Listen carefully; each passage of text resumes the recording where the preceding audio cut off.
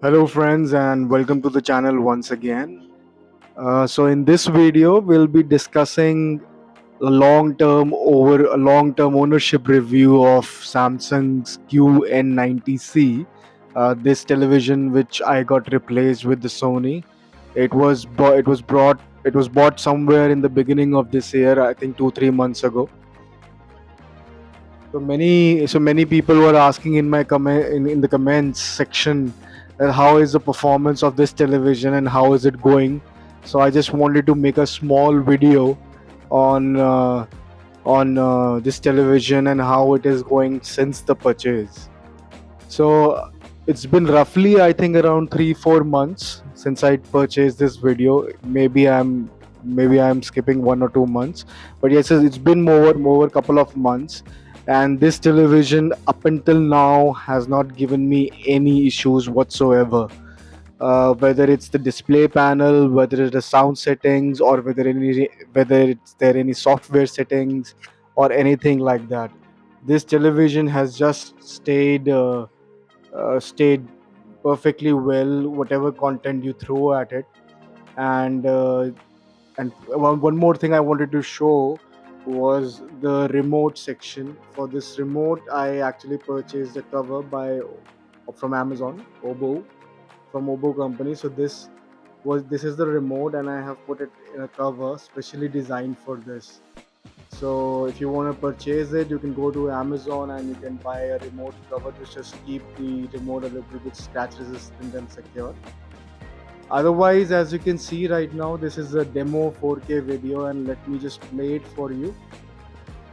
And you can see that this is for 4K HDR 60 FPS Dolby Vision. Although this television does not support Dolby Vision, it supports HDR, HDR10, and HLG.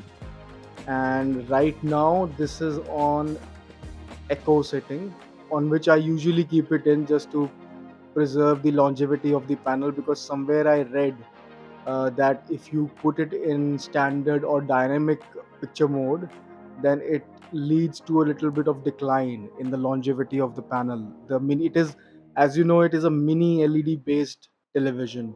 It is not full array LED like Sony X90L. This is mini LED based television. So if you switch it to standard, then it gets bright.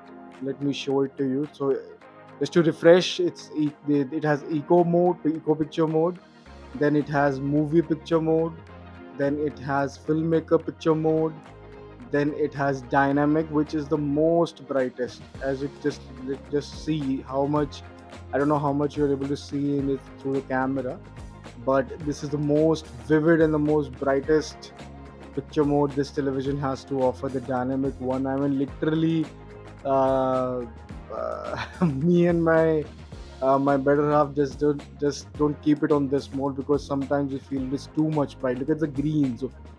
Sometimes we feel that it oversaturates the colors, like the clouds, the whiteness of the clouds, the greens. It's just a lot of color, lot more saturation to the colors.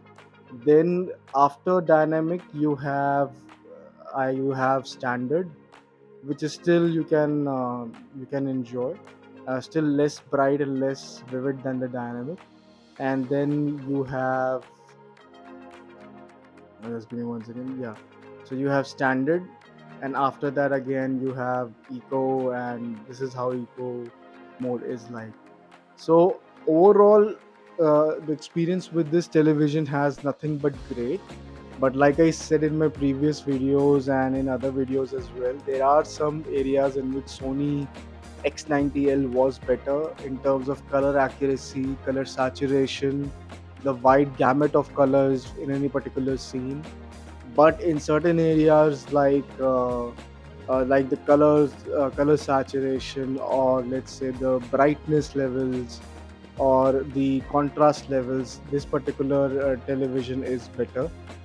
So yes, so it's a it's a it's a give and take between Sony X90L and this particular television. And this year, I believe, in international markets, and I'm not sure about India, but they have also launched its successor, Samsung QN90D. So this is Samsung QN90C. They have also launched now Samsung QN90D. I am yet to see that television and get any reviews on that and get any update on that. But yeah, so this is an update about after 4 months, roughly about 4 months, on Samsung QN90C. Still going good, still going strong, and touch wood it stays this way.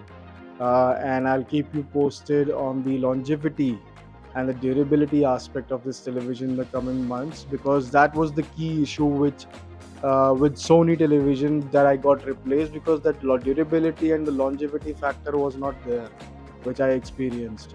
And I hope that it's not the same with Samsung and it goes robust in the coming months and years. And you don't need to change your television every 2 years or 3 years or 4 years. So yeah, so I hope you if you like this information, and if you find this information relevant, just do like, share and subscribe, and we'll see you next time. Thank you.